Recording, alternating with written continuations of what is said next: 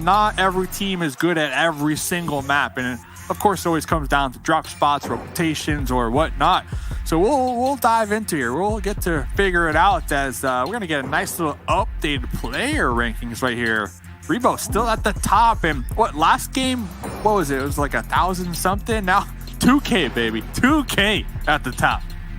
1,500 damage he put up last game. Woo! Which, to Seven's point, might be one of the single best performances we've seen from a player here. Absolutely incredible and deserving every single piece of praise that he gets after that, because that 1v3 was absolutely sick in that last game. We'll see if Alpha 7 can carry on the momentum here into Miramar. Got to shift up the mindset. They had a few minutes to take a breather, relax, hear some words from our amazing partners, the awesome charities that we're working with here. And of course, they get to think about where they want to send that money, when or if they should win it. Which charities do they want to help out support at the end of the day? Because we're doing a lot of good here.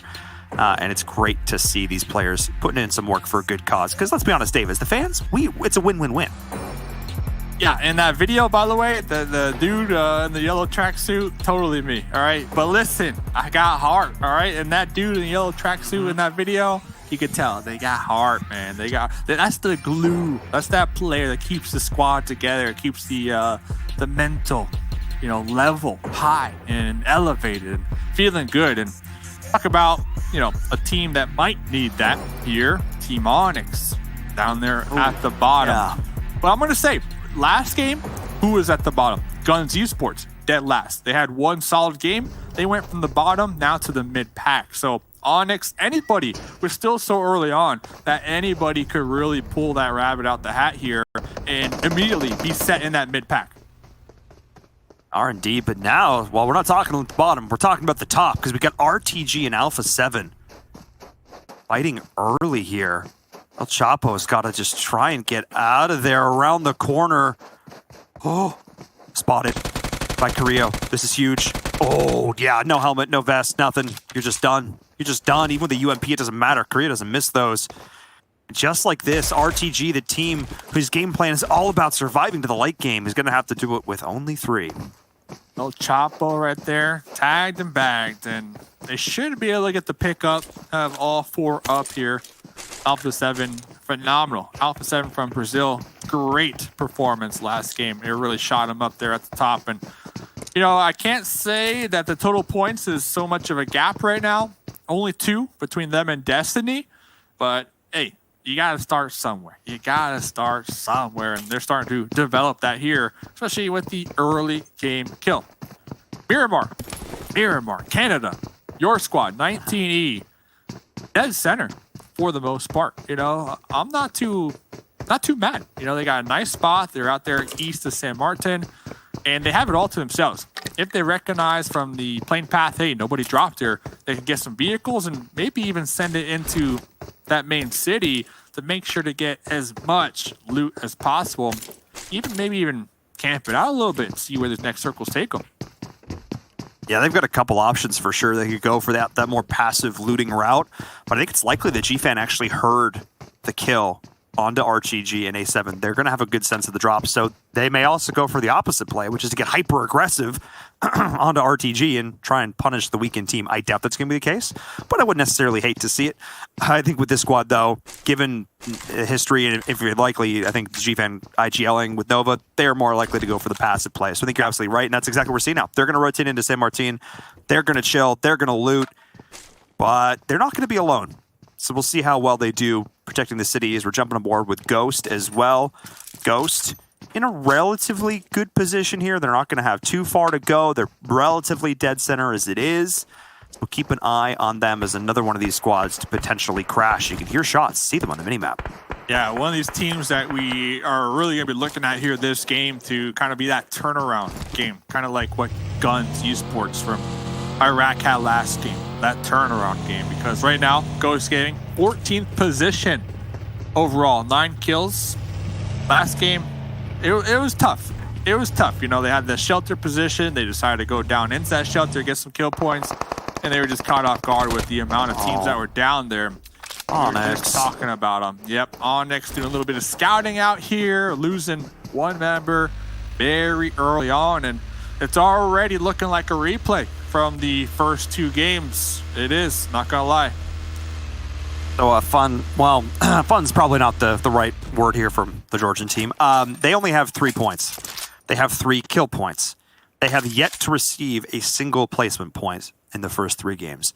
They have been knocked out early every single time. They need to try and stabilize. They need to try and be a little bit more cautious on these rotations and try and make it into that top 10. They need to have a game, like you said, Dave, to try and turn this thing around. But as it stands, I don't know if this is going to be it because they're threading the needle, and I don't know if this is where they want to be. And that's the thing, like, these are like the top competitive players. Ooh, we'll have to get back to that because Acer setting up a trap, popping on up with the UMP. Bayo caught off guard from behind. They're getting picked apart from multiple angles. It's up to Tommy Gun Tensa really pull out that clutch card to get these pickups. And, like, I know Canada and the U.S. have some rivalries going on in traditional sports, hockey being a particular one that comes to mind, but my goodness, it feels like 19E and Ghost have run into each other on almost every single map. The revive will come off. We are going to see HH24 surviving. Nades continue to reign in, though. 19 Esports, again, I go back to their more passive playstyle, a little bit more methodical here, but I also don't want them to necessarily waste all their util at this point. The only good thing about this, if you're looking at it just sort of from an outside angle, is that Onyx is now able to survive because of it, but a Godsent comes in as a third party. Dave, this hill is turning into a battleground.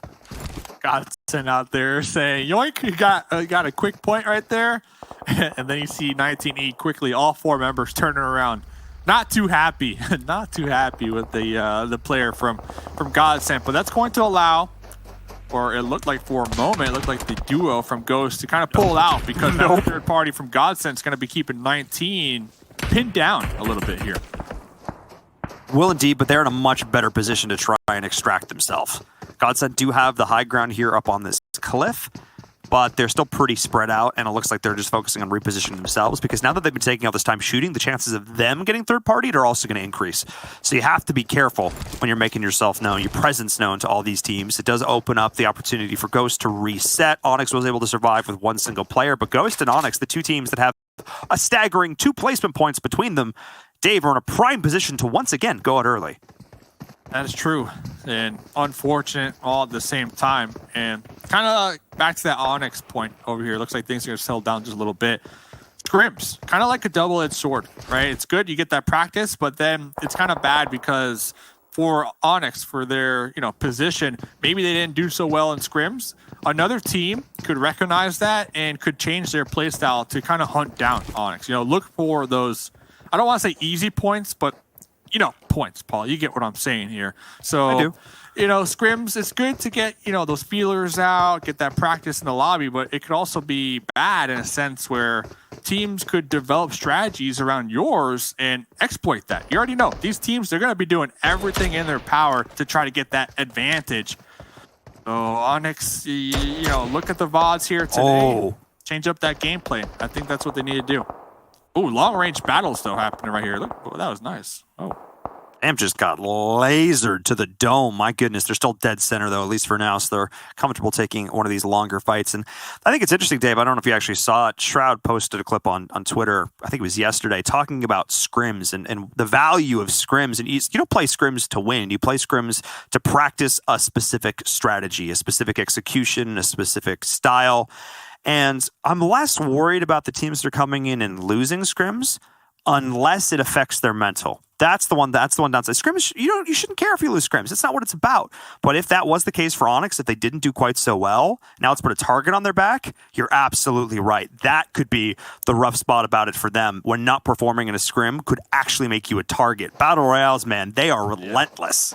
Yeah, only one winner, honestly. There's only one chicken dinner per game. So Onyx, they might want to go back, rewatch the footage, and change up a little things and make their play styles a little more unpredictable so they can really, get some points underneath their belt. And, hey, I love it. The Shroud reference. You talking Shroud? Yeah, we talking Shroud out here. All right. I mean, look, esports, there's some universal truths when it comes to competitive gaming. It doesn't matter which one it is. And here, especially for PUBG Mobile, I think it's huge because playstyles, every single team but they play vastly different.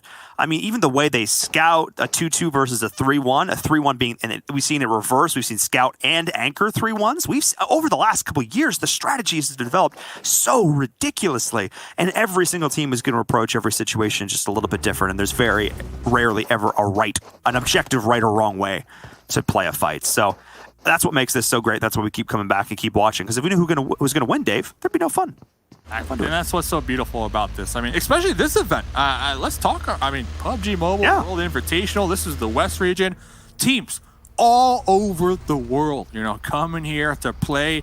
You're talking about different play styles. Well, this is it. You know, this is the lobby that we're going to see a lot of different play styles and strategies and, you know, favorite weapons or whatnot. So very exciting stuff here. Not only that, you talked about it. This is a win-win. You know, you get high-level competitive PUBG Mobile for a good cause. Gamers without borders. No one left behind. Trying to assist charities to support those communities that just can't afford those vaccines. So this is an all-around beautiful event to be a part of.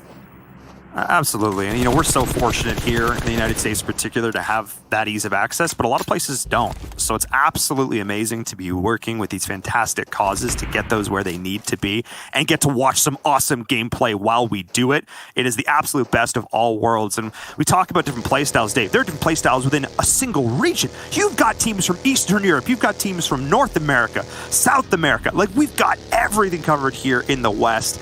And we've seen some sick gameplay so far, and we're only on day number 1. Things have slowed down a little bit as things are centering up pretty much dead center, dead north around San Martin. Crater's still in play, Water Treatment's still in play, Hacienda's still in play, Picado just on the outside. Teams have rotated up north into that. But there's a lot of these roads and sort of valley, mountainous terrain that teams have to try and contend with here, Dave, which means you've got some cover, but if you don't think about your next rotation, it's very easy to get caught out.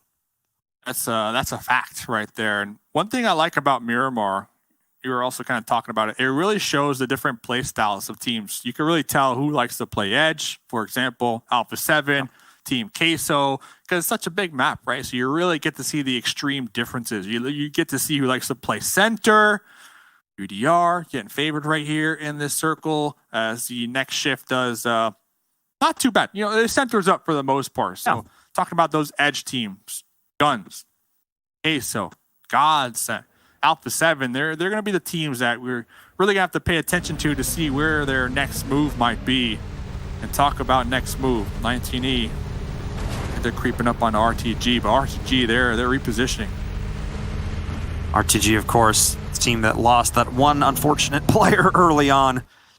And I did talk about the potential of 19E rolling in, knowing that this team was wounded. Not going to be the case. They're actually going to pass each other here. Oh, well, they are going to pass each other. But NR is going to step up. And wow, that vehicle just went pop. Yeah, it's going to be tough. We can see the terrain. There's a couple buildings, but for the most part, a lot of wide open terrain. So if you're in a vehicle, somebody sees that vehicle, you really have nowhere to go. You can boost it as much as you want. Open field, you're not going to make it on out. You're not going to be able to find some cover. And that's exactly what we saw right there. Is you're going to see 19E playing the high ground over here. Luna looks like she's going to be another victim. Caught in the crosshairs on the rotation. Oh, Trazen's been one of these players who I've seen caught out so many. He's either catching people out or getting caught out.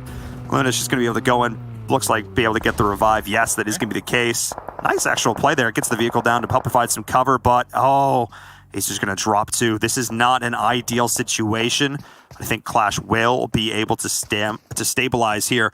And of course, Dave, the additional element of all this is that teams are representing their countries as well. So not only do you represent your team, your name, your brand, but you also get to rep all the fans coming in supporting them as well. And 19E going to go big for the red and white. See what they can do pushing up here into Clash.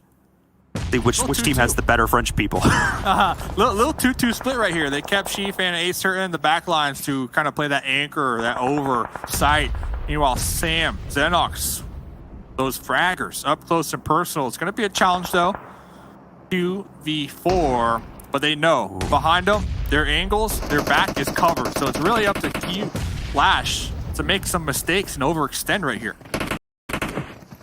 I mean, this is an all-in play from 19. This is a high-risk, high-reward play. As Azer's got the big gun as well, going to help to suppress the cover, the support that 19E is getting. And I don't know how I feel about this. I like Shifan coming in, going to find an off angle. Need to be careful. The next read gaming doesn't get that flank on them, the third party, but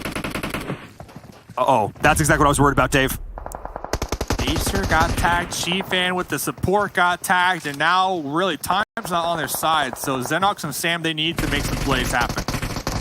Going into first person, going over the hill, and 19E biting off more than they could chew. Too much poutine and not enough time. Clash takes the win there. I was hesitant on the play from the outset. I appreciate that they had to try and push in to capitalize on the damage they'd done, but looking at the way the circle was set up, Dave, I guess they had to do it. But I don't love it. I don't love it. Oh, that they had to, but I don't love it. The AKM spray hit fire. It just hurts. You know, if you're in that crosshair, you better hope that they whip some bullets. But that wasn't the case. And 19E getting taken out. Now, the story here, the shift, we see it. It does favor the east side. A lot of teams, Alpha, Team Queso, Guns, all over here on that west side in this mountainous terrain. It's going to be dangerous. 9 and 10, tied at 17 points coming to this game. Team Queso and Guns so looking to try and get as many points as they can to extend that lead. The nades and Alpha 7 will do it. Unfortunate, just the way this circle shifted. Alpha 7, not a whole lot you can do about that. Reva, the hero of the last game, will end up falling. Guns will reset, leaving that last player to just tick away in the blue. Ooh, one fight after another. Oh my goodness, UDR, Dave, it does not stop, but Chivas doing work here. This team, I don't want to say it's coming out of, no, okay, well. It's always down to Fran. Fran is that player on the squad that is always kind of forced in a corner to make those clutch plays for them to come out on top. So, hey, we saw Fran, GG's, you know, last game, pretty phenomenal as well. But Team KXL looking to exploit the moment. There are those shots. They pulled up really quick, and just as quickly as they pulled up, they're done. They got some points, 3 points underneath their belt. They get some loot and a good position in this next circle. And this is just Miramar for you. There's so many of these small little fights that are sort of allowed to be played to their completion just because of the sheer scale and size that we're seeing it, though. So we really get to see these awesome microcosms of actions as teams get to test themselves. Iron sharpening iron as players attempt to overcome their challenges that are right in front of them. Keep an eye on that as Luca Nostra. This UK squad, I'm going to be honest, Dave, we talk about them a little bit. It always seems like they're on the periphery, on the edge of these fights. I need them to step up front and center. A fight against Clash, the rivals over in France, that would probably be a good way to go about it. Yeah, definitely one of those mid-pack teams, and we can see that on the overall leaderboard. And just kind of an update, Guns versus Alpha 7. Guns did call that fight off. They repositioned. We see them right there up there to the north and sent a text to the last one alive. But look at Master. Look at Master. Pan in hand. Master is inside the compound of Ghost Gaming. I don't think they know. HH is looking out the window. I mean, a man Ensa's with a looking plan up and a plan. the hill. Yeah, I don't know. I don't think they do. They don't know. Master is right next to him. No, the way Tense is looking at this, he would be tweaking his camera around. No, they have no idea. They actually don't know. This could be huge here for Ghost. I mean, Ghost almost got taken out earlier. They scrapped with 19E. I think it was Godsent that got a couple shots in as well. They've been forced to just completely change the game plan. It's all about survival now. And they are going to have to move. Well, so that's going to make this a little bit more complicated. Onyx, they lost 3 very early on, and Master sent it to the town. So that was probably the building that Master was camping in, and Ghost just happened to roll up. But hey, they've been able to almost make it into the top 10, almost getting some placement points here. That's what they're looking for. Haven't been able to find one yet. As we're seeing here, Guns, after that successful scrap with Alpha 7, they're in a bit of a rough spot, though, Dave. This terrain doesn't offer them a ton of cover. You got 3 up. It's going to be a 3v4. Looking at Australia, they also need to be mindful of those teams that are going to start to move in from that southeast who are no longer favored in the zone. They need to be extremely mindful and aware of pretty much their backside right here when they make this push over this hill. Oh, and you can see it there. Oh, nice frag. Laka Nostra tried to get the shots into the vehicle rotating on in, but ended up dropping themselves. Freaks can be able to spot that with the UMP. Clash is still surviving out there on the outside. Maybe tried to heal strat on through as Laka Nostra maybe able to pick this one up. Lizio going down. That was not ideal as they're only going to have 3 players up trying to rotate into this next circle. They're in actually a pretty good spot, all things considered, unless they get shot in the butt from a team like RTG or Destiny, as Clash and Onyx are both going to go out. Almost making it to the top 10, though. I call it improvement. And they have some vehicles to work with as well if they need to reposition. And getting back to these scrappy city fights out here, Tony Power, they set up camp pretty much. They set up shop right there. We can see from their balconies, they're going to be taking shots third party in because Destiny versus Ghost right now about to pop up. Well, that was a grenade. Not. Oh! Hello? Okay. Talk about. Okay. That's a full send. Guten Morgen, Destiny says, just dropping from the sky. Full send. Okay. Oh, okay. Wow, that was that camera pan. That is that you can't plan that. You can't script that. That's just a great PUBG mobile moment. Oh me, oh my. Rod's gonna go down as well. Alpha 7 finally ticks out in the blue. So actually, I think out surviving a couple of the squads they were fighting up against. Team Queso still up there at the top, though, with 8 kills. Sorry. Oh, Canadian Power. That was optimistic. Okay, let's see. Canadian Power, though, they do have 2 up in the foothills. All right, so they're going to be able to survive a little longer. You were talking about Laka Nostra. You wanted them to make some plays, get some kills. Well, this is their opportunity against guns. This is pretty big here. The nade goes in, doesn't quite find its mark. They're going to have to try and crest to the top of this rise, but they're also cautious of the compound that's just to their left. They don't actually know that nobody's in it. That's the funny thing. They're playing as if it's occupied, but they don't actually know. And here comes the send from Guns. They're just going for the all-in play. And the shots are going to connect with the trade. This is big. This is absolutely massive for Guns. They needed to have that player go in to play that forward scout and anchor in order to allow the rest of the team to come in, but at least able to trade one back. Dave, this gives them an opportunity to try and get in there. I agree. They needed them to make it, but talk about being the bait out there. We saw immediately Freak and Lord able to get the return shots and get some nice knocks. So it's going to buy them some time. And almost as quickly as that fight is erupting, on the opposite end, they got to watch out not to be third-partied. I mean, Nextria Gaming's in a great position right now. Them and Team Queso, a pretty solid spot. Guns moving in as well. Scotsnet and Destiny are actually toe-to-toe right now. I don't think they realize just how close they are. Okay. It's getting a little bit spicy. Lumire's just chilling. Yeah, I'm chilling. Rosa in hand. That's all you can do right here. Still 7 teams left. If you get taken out right now, only 2 placement points. So you don't want to let all that hard work trying to survive go out for nothing here. But we'll see what they end up doing as a solo player. Destiny right in front of them. Going to be able to kind of play that meat shield, that bodyguard, if they play their cards right here. Oh, but here comes Laka Nostra. Oh, nice shots from Will.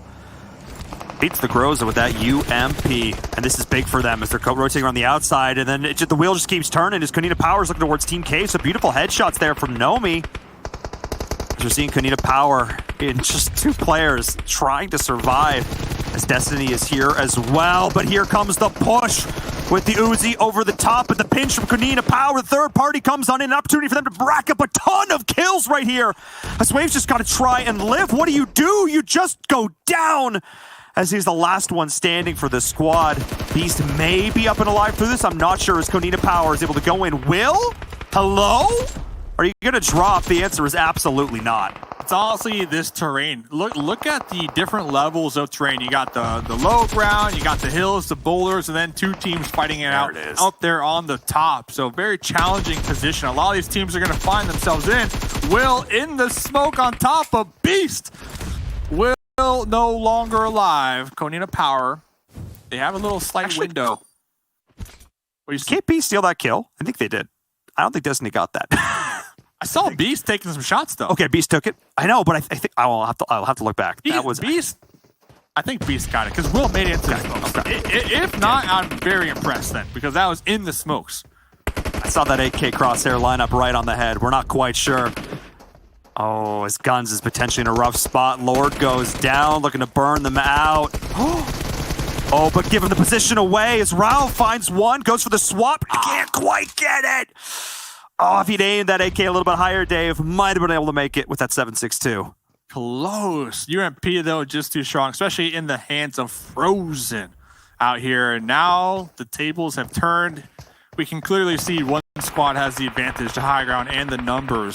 Team Queso, though, they might play spoiler, but until we get to that fight, Konina Power looking to take out Destiny. Oh, but taking some damage from Nextria Gaming up on the high ground. 4 potential kills down there for them to sneak away. But they're not going to give up that position. They're not going to overextend. That's how you lose, getting greedy, chasing kills. That's not what Destiny's doing now. Destiny, okay, maybe that is what Destiny's doing now. Either way, they all go down, and either way, Nextria Gaming up at the top of the hill, like I mentioned, good luck to clean them up. I think that was the play, though, because with two full teams up here on the high ground, like any move you make, you're going to get taken out. So at least try to get some kill points underneath your belt. Now we got Turkey versus Argentina. Straight up 4v4 classic. This should be pretty nice to watch. Very, very rarely do we get to witness these in PUBG Mobile. There's so many variables that get teams to this point, so be able to do it tied in terms of kill points, and both with 4 players up is a very rare occurrence. However, I do think that Nextria Gaming potentially, I mean, they have an advantage positionally, but Queso has a better position in the circle. So I think this is about as even as you can possibly get it, Dave. It's even for the time being, but once one of these grenades go off and gets that initial knock, or not a grenade, but an M4, a Yala right there on Frozen. Frozen, strong player. Here comes the collapse. Yeah, here they go. Cooter's going to go down to the play zone. That's not ideal, and this is it. Dominoes are starting to fall, and just like that, Team Queso execute. Wow, what a finish there at the end. I thought the Nextria Gaming might have the opportunity, maybe,